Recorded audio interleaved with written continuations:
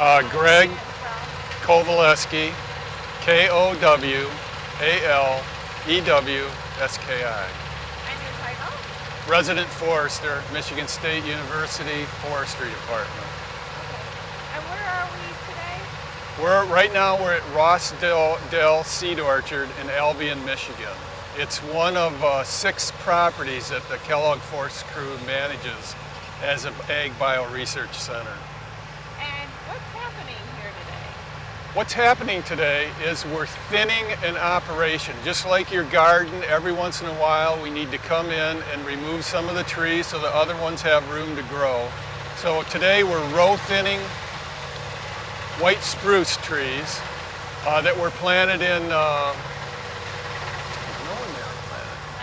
1980? About 1980. Okay, 1980.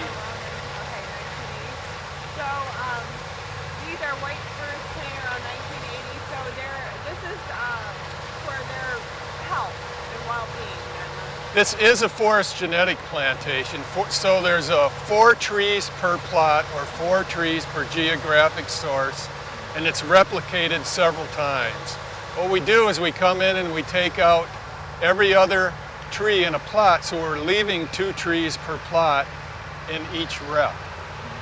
What we want to do is give the trees room to grow, so we've taken out every other row.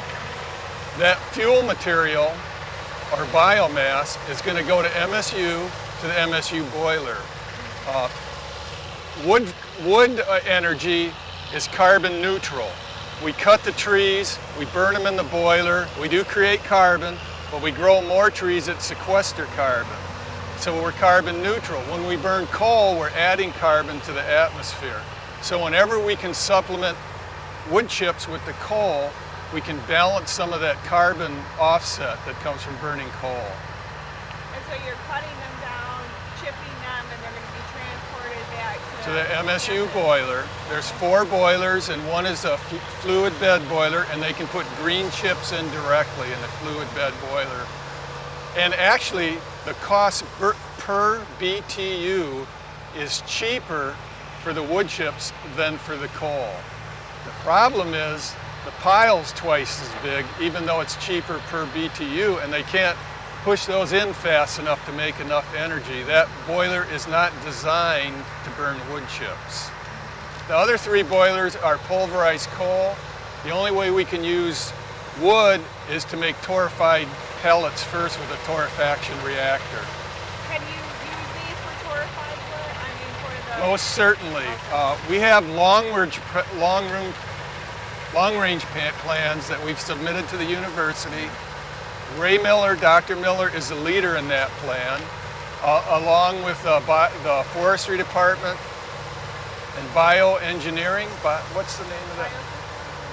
Biosystems engineering department also.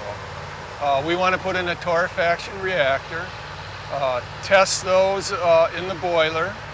If they work, we feel that then other people will then feel confident to buy torrefaction reactors and space those throughout Michigan. That would be important because there is currently no market for small trees and trees that need to be thinned. There's a market for big lumber trees, but Michigan's 18 million acres, and there's a lot of growing stock that, just like your garden, needs to be thinned, and it's not getting done because several other companies have gone out of business, Menasha Corporation and SD Warren, that took chips. So this is something that has to happen. If it doesn't happen, the tree growth is going to stagnate and the trees will grow no further. They'll just sit there, and then as they stagnate, they lose their health and their ability to grow, and then they're susceptible to insects and disease. A healthy tree can resist insects and diseases. And how many acres do you have here? I mean, how many are going to be thinning, do you know? Or? I believe totally, this plantation is about 6 acres, and totally we're going to thin about 20 acres, and it should yield about 1,000 tons of chips. 1,000 tons? Yes.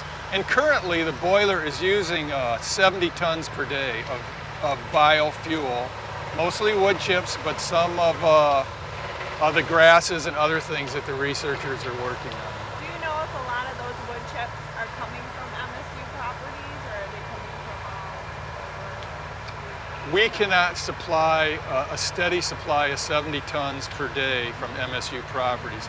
So we supplement MSU properties with private landowners, which are also in need of forest stands that need to be thinned. Okay, anything else that you think would be important in terms of what's happening here in this project? If we're talking coal and the environment, can you talk a little bit about how this will help the environment as far as the future generations? Okay, how does all this help our environment?